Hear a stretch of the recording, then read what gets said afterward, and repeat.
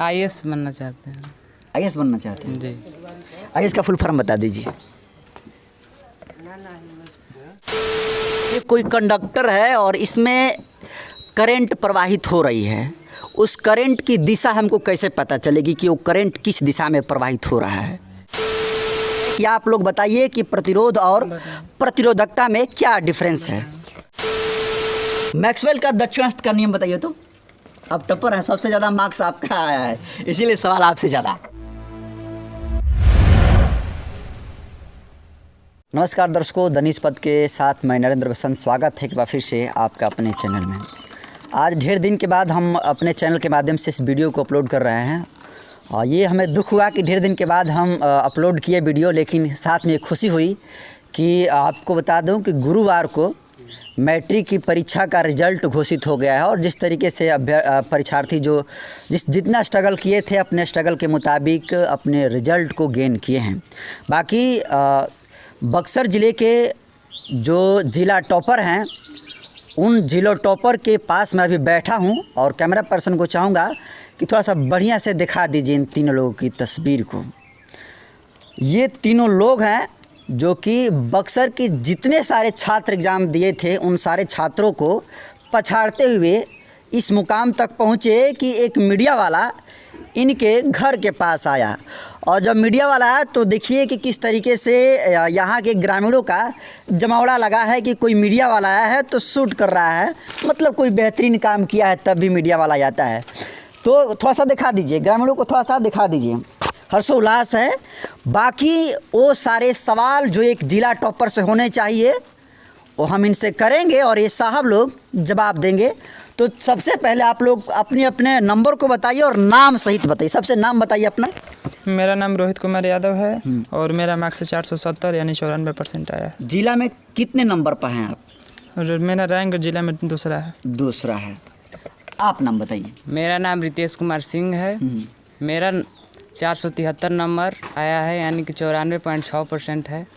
Rank पहले number पर है। बिहार टॉपर करने से कितने नंबर से वंचित हो गया? 13-14 नंबर। 13-14। आप नाम बता दीजिए। मेरा नाम अभय कुमार शाह है और मेरा टोटल नंबर 470 है यानी 94% और दूसरा रैंक है जिला में हमारा। दूसरा। आप दोनों लोग का सेम नंबर है? सेम नंबर है। चलिए, हमेशा की तरह वो सारे सवाल कि कैसे हुए, क्या स्ट्रगल रहा, थोड़ा सा उसमें ऐड करके हम बोलेंगे। तो मैक्सिमम नंबर आप ही का है, इसलिए ज़्यादा सवाल आप ही से हम करेंगे। क्या पढ़ाई का शेड्यूल रहा कि आपका पढ़ाई जो है आपको जिला टॉपर तक पहुंचाया?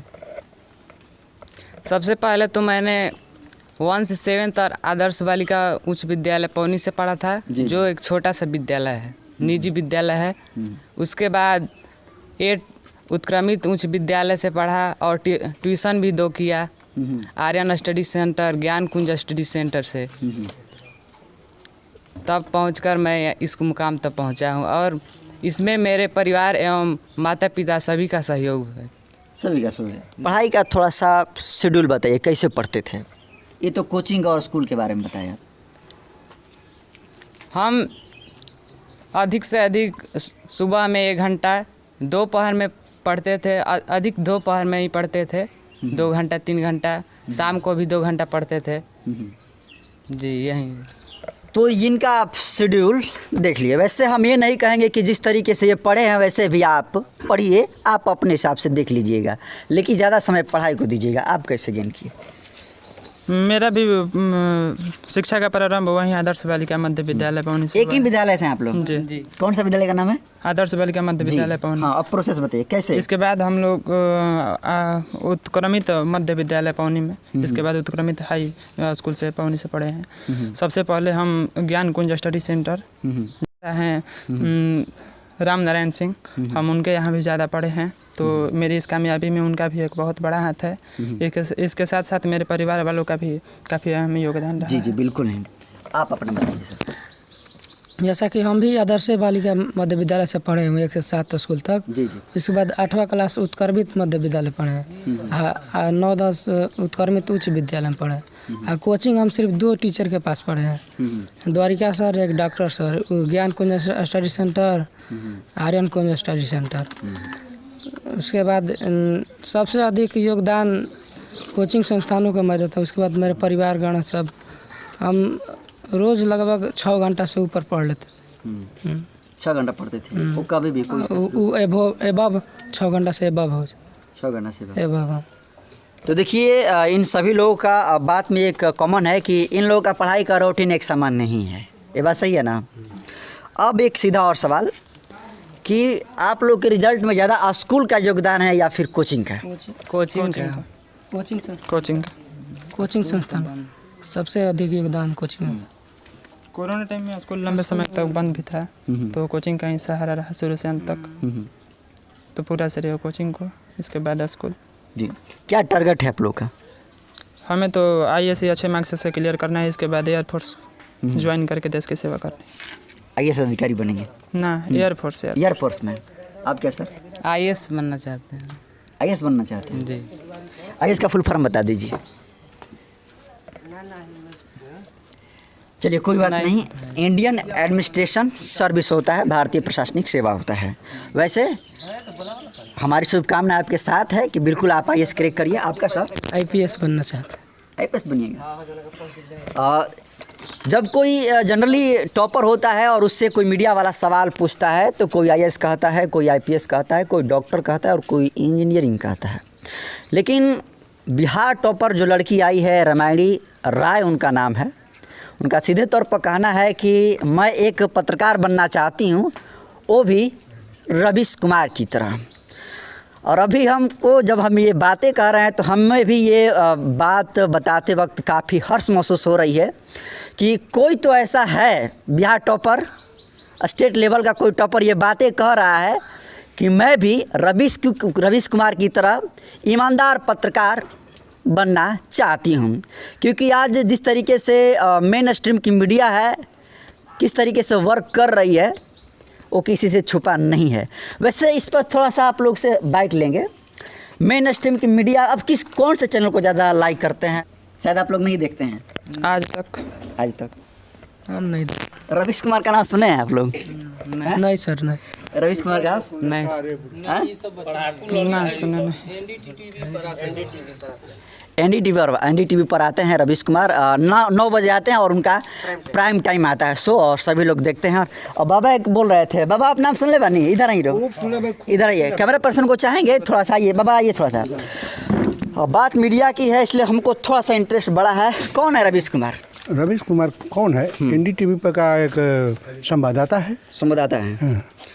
क्या खूबी है उनमें, उनको अप्लाई करते हैं? वो सत्य बोलते हैं, सरकार से भी नहीं डरते हैं। और अदर चैनल वाले तो घस पर करता है। हाँ, तेरी उधर बोलेगा, तेरी इधर बोलेगा।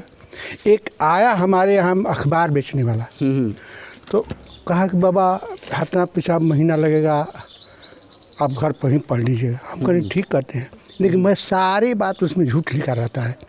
हम काहे अखबार पढ़ें?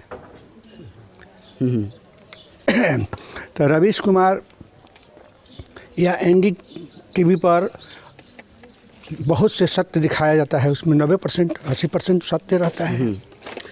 और जिस तरीके से नाम बता दीजिए अपना। शीतल प्रसाद। तो शीतल प्रसाद जी का कहना है कि रवीश कुमार जिस तरीके से वर्क कर रहे हैं और किसी से छुपा नहीं है, वैसे सभी लोग जानते हैं, बताने का भी विषय नहीं है। अब आते हैं मुद्दा और सवाल पर। आप सभी लोग कह रहे हैं कि स्कूल का 0% भी योगदान नहीं है, सही है? जितना समय तक कोरोना खुला था स्कूल, थोड़े समय के लिए 1-2 महीने के लिए खुला था, तो गए थे विद्यालय। लेकिन जो टीचर आपको पढ़ाया है शायद वो भी मेरे हिसाब से सरकारी स्कूल के हैं कोई टीचर हैं? जी सरकारी भी, हाँ, राम नारायण सर हैं जो सरकारी टीचर है। देखिए, इन सारे बातों का निचोड़ और सार यही है कि अगर कोचिंग संस्थान न हो तो मुझे नहीं लगता है, या फिर इन बच्चों को भी नहीं लगता है कि कोई सरकारी विद्यालय से पढ़कर कोई टॉपर बन सकता है। वैसे मैं ये नहीं कह रहा हूँ कि सरकारी विद्यालय के टीचर निकम्मे हैं, लेकिन सरकार उनको इतना काम सौंप देती है या फिर छुट्टी भी इतना हो जाता है कि फिर पढ़ाई अच्छे से नहीं हो पाती है। क्या वजह है कि मतलब सरकारी स्कूल के बच्चे मतलब कि उसमें पढ़कर टॉप नहीं बनते हैं, कोचिंग से ही पढ़कर टॉप करते हैं? और कोचिंग का ज़्यादा श्रेय देते हैं, क्यों? सरकारी स्कूल में उतनी व्यवस्था नहीं है। अब टीचर की भी हम लोग के थे तो 4 टीचर थे, 2 विषय का नहीं थे जी। कितने टीचर हैं आपके विद्यालय में? अभी तो 4 टीचर हैं। ऐसी बात नहीं है कि केवल सरकारी विद्यालय में पढ़ के बच्चे टॉप नहीं कर पाते हैं। सावन भारती एक बार बिहार टॉप किए थे, शायद आप भी परिचित होंगे उनसे। वो बिना कोचिंग के ही नहीं, बिहार मेरा टॉप कहने किए का थे। मतलब ये था कि सरकारी विद्यालय में पढ़ रहे हैं, लेकिन अधिकतर श्रेय कोचिंग को ही सब लोग देते हैं, सरकारी विद्यालय के जो छात्र टॉपर करते हैं। जी, तो यही इसका मूल रीज़न यही शायद हो सकता है कि कोरोना काल में लंबे समय तक स्कूल बंद था और कोचिंग संस्थान हमारे खुले थे और पहले से भी बेस हम लोगों का कोचिंग के माध्यम से ही टाइट हुआ है, तो इसीलिए ज़्यादा श्रेय कोचिंग को। इसके बाद स्कूल का भी ऐसे कहना नहीं है कि नहीं पूरा योगदान ही नहीं है, योगदान स्कूल का भी है, लेकिन कोचिंग के बाद। बाकी कैसा लगता है, सब लोग को मालूम है कि ये नहीं पूछेंगे कैसा लगता है, अच्छा लग रहा है ना आप लोग को? ये तो कहने का विषय है ही नहीं बिल्कुल। बाकी कुछ सवाल है, जेन्युइन सवाल मुझे लगता है कि थोड़ा सा आप लोगों से पूछनी चाहिए, क्योंकि थोड़ा सा हम भी इंटरव्यू का तरीका भी बदलना चाहते हैं। एक सवाल है, चलिए मान लेते हैं मेरा एक उंगली है, ठीक है, और इसमें कोई करंट प्रवाहित हो रहा है, तो हमको कैसे पता चलेगा कि करंट इसमें किस तरह से, किस साइड से किस साइड देने जा रहा है? ये कोई कंडक्टर है और इसमें करंट प्रवाहित हो रही है, उस करंट की दिशा हमको कैसे पता चलेगी कि वो करंट किस दिशा में प्रवाहित हो रहा है? डॉक्टर सर ध्यान दे, जवाब है आप लोग पास? मैक्सवेल के कारकस्क्रू नियम से। लेकिन मैक्सवेल तो ये कहता नहीं, वो दक्षिण हस्त का नियम आप बता रहे हैं क्या? जी। नहीं, तो ये तो नहीं है, वो तो ऐसे है, ऐसे जो लोग पढ़े होंगे। चलिए कोई बात नहीं, मेरा ये पूछने का मतलब ये नहीं कि हम आपके प्रतिभाओं को माफ रहे हैं, आप टॉपर हैं, इसमें कोई शक नहीं है। वैसे आप लोग इंटरव्यू के लिए गए थे ना, कुछ क्वेश्चन याद है जो पूछा गया था आप लोगों से? पूछा गया था हिंदी में हमको कि 3 कवि का नाम और वो कौन कौन पाठ लिखे हैं, लिखने कहा गया था, तो हमने लिखा प्रेमगन स्वदेशी का लेखक, जनतंत्र का जन्म रामधारी सिद्धिकर और हिरोशिमा आगे लिखे, और पूछा गया था कारा का बेहतर 8 को बताया था। चलिए एक सवाल हिंदी से मेरे तरफ से भी, छायावादी कवि का 2 नाम बता दीजिए। महादेवी कवि का नाम कवित्री भी बोल सकते हैं। सुमित्रानंदन पंत और महादेवी वर्मा। ये सही बोल रहे हैं कि गलत बोल रहे हैं? सही बोल रहे हैं। ओम का नियम बताइए। ओम का नियम, यदि किसी चालक की भौतिक अवस्था न बदले तो उस चालक में प्रवाहित होने वाली विद्युत धारा चालक के सिरों के बीच विभवांतर दर के समानुपाती होता है। इसको भी प्रोपोर्शनल आई से डिनोट करते हैं। आइए, यहाँ पर प्रोपोर्शनल को हटाकर क्या रख सकते हैं? समानुपाती को हटाकर हम क्या रख सकते हैं? भी बराबर आई आर हो जाएगा। और प्रतिरोधकता में क्या डिफरेंस है? ये सवाल दर्शकों मैं इसलिए पूछ रहा हूँ ताकि आप लोगों को भी पता चले कि जो टॉपर होते हैं वो किस तरीके से जवाब देते हैं, और अभी इन लोगों से लिखवाऊंगा भी कि इनका राइटिंग कैसा है। तो अभी जो सवाल पूछा, ये सवाल तीनों लोगों से है कि आप लोग बताइए कि प्रतिरोध और प्रतिरोधकता में क्या डिफरेंस है? प्रतिरोध का मात्रक ओम होता है और प्रतिरोधकता का मात्रक ओम मीटर होता है, यही ओम मीटर होता है। वैसे अब प्रतिरोधकता को किस चीज़ से डिनोट करेंगे हम? प्रतिरोधकता को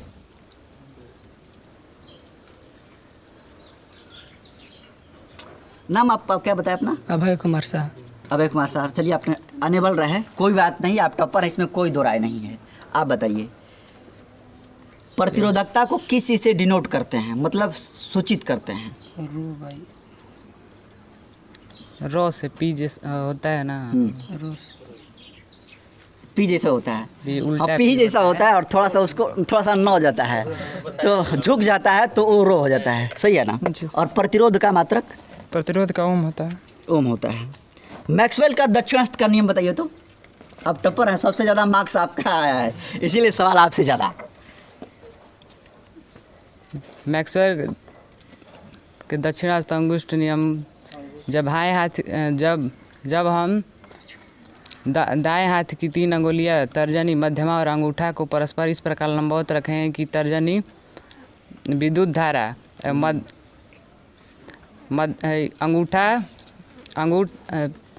चलिए उतना नहीं है, ये बताइए कि ये जो मेरा अंगूठा है किसको डिनोट कर रहा है, और ये जो विशेष उंगलियां किसको डिनोट कर रही है? अंगुलियां चुंबकीय क्षेत्र को चारों ओर के विद्युत धारा के ऊपर। विद्युधारा अंगूठा। अंगूठा।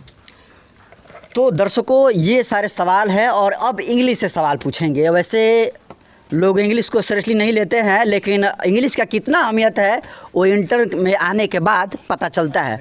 वैसे द पेस फॉर लिविंग के लेखक कौन है, मतलब writer, author? R C. Hutchinson. Ecology beat पढ़े हैं? उसके कौन राइटर हैं? इकोलॉजी मी द इकोलॉजी बीट, जॉन लैक्सक्यू। अगर इसको हिंदी में मी द इकोलॉजी बीट को कहना चाहेंगे तो क्या कहेंगे? मैं और पारिस्थितिकी तंत्र। पारिस्थितिकी तंत्र। पारिस्थितिकी तंत्र में सर आप फूड चेन को समझा दीजिए, खाद्य श्रृंखला को।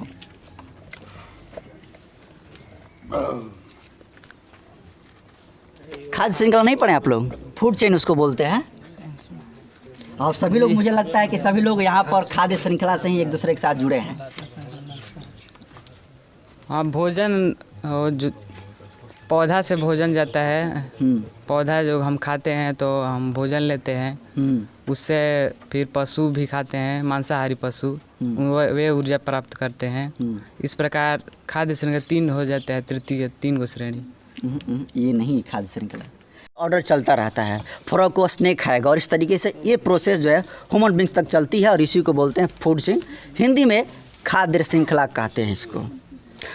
तो दर्शकों ये सारे तमाम सवाल रहे। अब इन सारे छात्रों से मैं लिखवाऊंगा कि जो जिला टॉपर होते हैं वो कैसे लिखते हैं और उनका राइटिंग क्या होता है। तो सवाल का आप लोगों ने स्तर देखा कि सवाल हम इन लोगों से पूछे और कुछ सवालों का इन्होंने जवाब दिया, अच्छा लगा, लेकिन साथ में दुख भी हुआ कि कुछ सवालों का जवाब नहीं दे पाए। वैसे एग्ज़ाम देने के बाद लगता है कितने महीने के बाद रिजल्ट है आप लोगों का? 1 महीना। 1 महीने के बाद जी। तो 1 महीने में हो सकता है कुछ चीज़ें फॉरगेटिंग आप लोगों से हो गई होगी। वैसे मास्टर ग्रंथि किसको कहते हैं? पीयूष ग्रंथि को। पीयूष ग्रंथि को। सही कह रहे हैं जी। क्यों कहते हैं? ये सभी ग्रंथियों को नियंत्रित करता है, जितने भी है शरीर की। स्राव होता है जो हार्मोन्स, उसको नियंत्रित करता है। नियंत्रित करता है। जी। सर आरबीसी और डब्ल्यूबीसी में थोड़ा सा डिफरेंस समझा दीजिएगा तो बढ़िया रहेगा। आरबीसी और डब्ल्यूबीसी, आरबीसी और पहले तो फुल फॉर्म ही बता दीजिए। आप पहले फुल फॉर्म इनसे पूछ लेते हैं, आप डिफरेंस बता दीजिएगा। फुल फॉर्म बताइए। आरबीसी का रेड ब्लड सेल्स और डब्ल्यूबीसी का वाइट ब्लड सेल्स। मुझे नहीं लगता है कि सार्थक बताए हैं, सेल बता रहे हैं। सेल्स एक बार फिर से बोल दीजिए। Red blood cells and white blood cells. Red blood cup cells होता है और वाइट ब्लड कप सेल्स होता है। इनका टाइम पीरियड मालूम है आपको? आरबीसी का जानते हैं 120 दिन, डब्ल्यूबीसी का शायद 7 दिन होता है, डब्ल्यूबीसी का 7 दिन। शरीर में वर्क क्या होता है इन लोगों का? आरबीसी सबसे महत्वपूर्ण योगदान हीमोग्लोबिन जो ऑक्सीजन स्नेहक होता है, सबसे महत्वपूर्ण योगदान देता है। और डब्ल्यूबीसी का आकार तो निश्चित होता है, ये हमें प्रोटीन मतलब एनर्जी प्राप्त कराता है। डब्ल्यूबीसी का इसे रोग क्षमता भी के नाम से जानते हैं, रोग से लड़ने के लिए हमें ताकत प्रदान करता है। जब पेट में हम कोई भोजन ऑब्जर्व करते हैं और भोजन जब लेय की तरह हो जाता है तो उसको क्या कहा जाता है? मौर्य जी आप बताइए। आप पढ़े ना आप लोग पोषण आहार नाल, उसमें है ना ये जी। भोजन किए, यहाँ से भोजन किए ना, मुख गुहा से शुरू होता है और अंदर तक लिए और भोजन लेय की तरह हो गया, उसको कहते क्या है? नहीं। चलिए कोई बात नहीं, उसे कायम कहते हैं और उससे लिक्विड हो जाएगा तो उसे चाइल्ड कहते हैं। बाकी अब इन लोगों से बारी बारी से हम राइटिंग लिखवाएंगे और इनको राइटिंग को चेक करेंगे। वैसे मुझको इन सवालों का पूछने का मकसद या फिर राइटिंग लिखवाने का मतलब ये कतई नहीं है कि मैं इनकी प्रतिभाओं को आंक रहा हूँ, बल्कि इसका मकसद ये है कि टॉपर किस तरीके से सवालों का जवाब देते हैं ये आप भी देखें। बाकी आप लोग लिखना शुरू कर दिए, ऑफ कर दीजिए उसको। अब अंत में इस इंटरव्यू को एक सवाल से हम समाप्त करेंगे कि जो आप लोग के जूनियर हैं उनको आप लोग क्या सफलता का टिप्स दीजिएगा? सबसे पहले आप बताइए। हम कहना चाहेंगे कि ईमानदारी से पढ़ना चाहिए, जितना भी पढ़ना चाहिए मन लगा कर पढ़ना चाहिए, इधर उधर बातों पर ध्यान नहीं देना चाहिए। चलिए आप। हम कहना चाहेंगे कि पढ़िए तो मन से पढ़िए, पढ़ना है तो। कुछ टिप्स है, कुछ खास टिप्स है आप लोगों के पास? मतलब सब लोग को ये मालूम है कि पढ़ना चाहिए, पढ़ेंगे तभी टॉप होंगे। कुछ खास टिप्स आपके पास? किस तरीके से, माने आप जैसे पढ़े उसे टॉप किए ना आप, तो जी। वैसे ही कुछ टिप्स बताइए कि जिला टॉप किया। हम तो पढ़ना है तो पढ़ेंगे, पढ़ना चाहिए तो लगातार पढ़ना चाहिए, क्योंकि लगातार पढ़ने से याद रहता है। हाँ, रिवीजन हमेशा रिवीजन करते रहने से सफलता प्राप्त होगी। अच्छा, जो लोग कहते हैं कि 4 बजे भोर में या फिर 2 बजे या फिर 3 बजे भोर में जग कर पढ़ना चाहिए, इस बात में आप इसका समर्थन करते हैं फिर नहीं? समर्थन भी करते हैं, नहीं भी करते हैं, क्योंकि आप कभी पढ़िए, जब आपका मन लगेगा तभी ना। सुबह में अब मन नहीं लग रहा है तो पढ़ने से कोई फ़ायदा नहीं। क्या पढ़ेंगे, कुछ भी याद भी नहीं होगा। और जो अब बना लिए हैं भोर में के कि पढ़ेंगे, याद करेंगे, हाँ तो जो रोज़ कर रहे हैं तो हो जाएगा। नहीं तो शाम को पढ़िए, दोपहर में पढ़िए, कभी भी समय है। चलिए, बहुत अच्छी है। आपके पास कुछ खास टिप्स? मेरा यही मानना है कि यदि बच्चों का कोचिंग जो पकड़ रहे हैं, यदि उनका सुबह में कोचिंग होगा ना, तो उनको सुबह में बिल्कुल नहीं पढ़ना है। कहीं से कि सुबह में हम जब सो के उठते हैं तो हमारा माइंड ज़्यादा कंसंट्रेट करता है इन सब बातों को, और यदि हम सुबह में सेल्फ स्टडी कर लेते हैं तो टीचर की बातों को कोचिंग में हम अच्छे तरीके से नहीं हैंडल कर पाते हैं। तो इसीलिए, और मेरा यही मानना है कि जो भी 2023 में विद्यार्थी परीक्षा देने चाहते हैं, जो देने वाले हैं, उन सबको मेरी तरफ से बहुत बहुत शुभकामनाएं। और मैं चाहता हूं कि वे सभी भी मुझसे बड़े मुकाम पर हासिल हो सकें और वो लोग सेल्फ स्टडी को ही ज़्यादा मायने रखें। तो जो भी जूनियर छात्र जो इस वीडियो को देख रहे हैं, ये जितने भी पढ़ाई का टिप्स बताए आपको ज़रूर फॉलो करनी चाहिए और इनके हिसाब से तैयारी करनी चाहिए। बाकी अब इन लोगों के इंटरव्यू यहीं पर समाप्त।